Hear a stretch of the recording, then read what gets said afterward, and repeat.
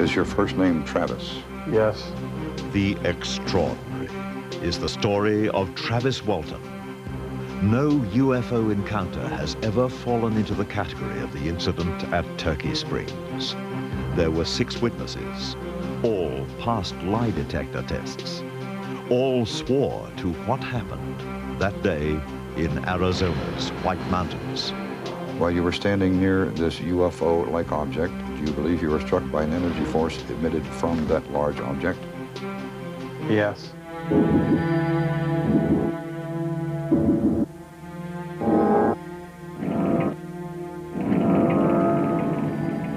Is your first name Travis? Yes. On November the 5th, 1975, in the forest area called Turkey Springs, did you see a large glowing object hovering in the air? Yes. While you were standing near this UFO-like object, do you believe you were struck by an energy force emitted from that large object? Yes. After regaining consciousness in a small, humid room, did you see non-human creatures with large dark eyes moving about the room? Yes. Did you conspire with your brother Dwayne or anyone, or act alone, to stage a hoax about your UFO abduction? No. It happened deep in the woods of the White Mountains of northeastern Arizona at 5:49 p.m.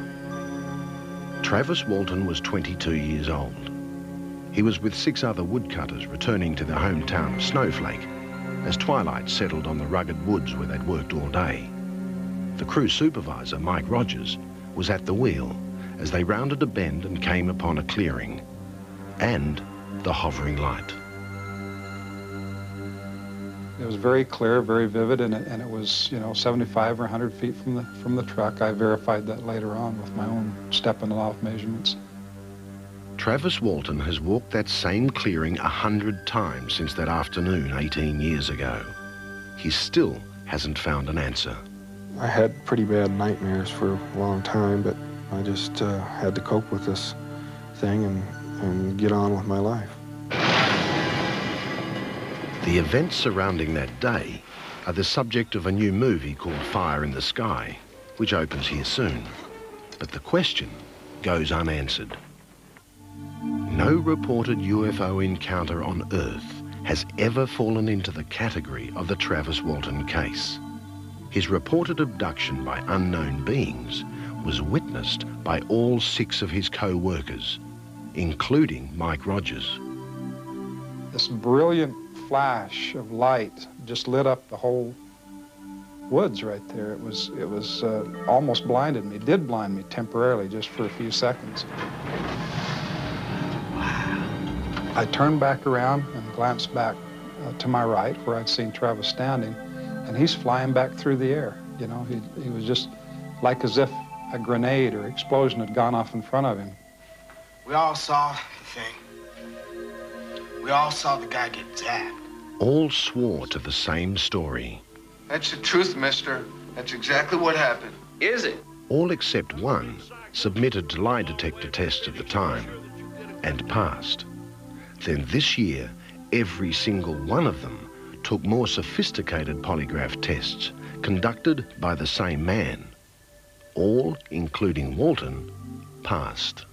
Mr. Walton is telling the truth when he claims that this is not a hoax, that he went on board what he believed to be went on board a UFO and was later deposited on a road in Heber. His story is truthful in reference to the questions I asked. The people of Snowflake can't explain what happened that evening, including the then sheriff, Marlon Gillespie.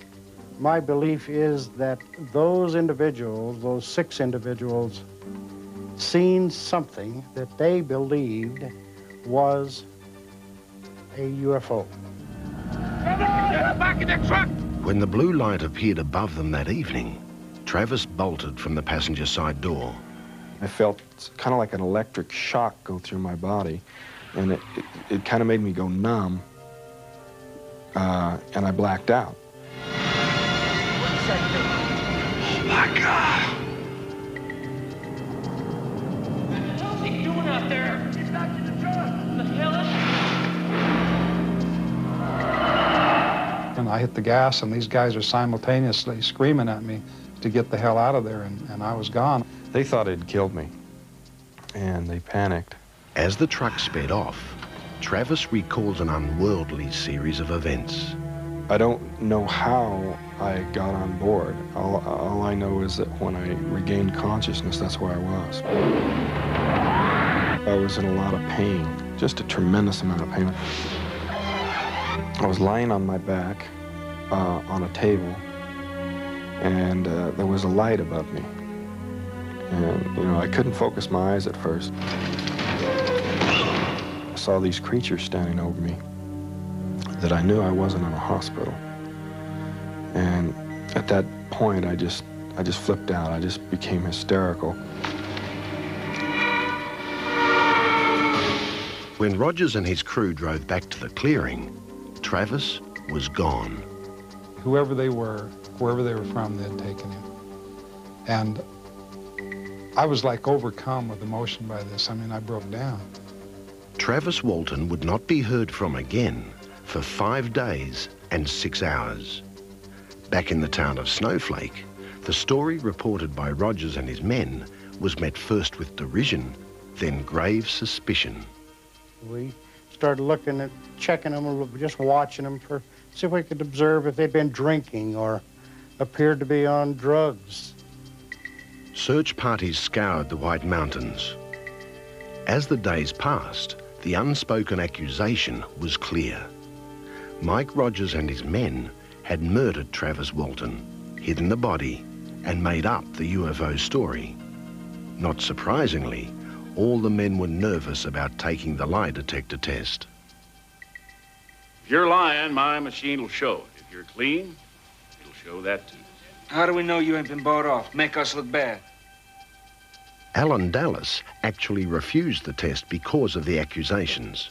But Cy Gilson's test findings would throw the sheriff's theory out the window. Each individual did not kill Walton. Each individual was not involved in causing Walton to disappear by being hurt or burying him in the woods or whatever it may be. And each of the 5 were truthful when they said they saw what they believed to be a UFO.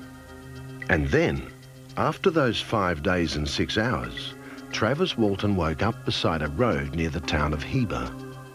There was a light shining down onto the road. When I looked up to see where the light was coming from, I saw this object hovering there. And just as I looked, it shot straight up out of sight, real fast, silently. And then he told the even more bizarre story of being taken aboard the alien craft. It was quite a small room, dimly lit, and it was very difficult to breathe in there. It seemed like the air was too warm and humid or something. It was very hard to catch my breath. The creatures had examined him and taken fluid samples from his body. Some of the creatures were human-like. I saw 4 of them all together, and 3 of them are the ones that rendered me unconscious. When I first saw this human-looking person, I thought I was being saved, that I was being rescued by people. To this day, there are doubters who believe that 7 woodcutters pulled a fantastic hoax on the world at 5:49 p.m. on November the 5th, 1975, like Rich Robertson, who covered the story. Most of the time, the people who see UFOs are people that were predisposed to believing in them to begin with. I guess UFOs have a way of picking out those particular people. But others, like the sheriff who suspected them of murder, have changed their minds. I believe that there's unanswered questions out there from outer space. I think that there's probably some occurrences happening that our government may be aware of that they're not telling us. The 7 men involved don't see much of each other anymore. They hadn't talked about the incident for years, until the Hollywood movie was made. And the world began to ask the same questions all over again.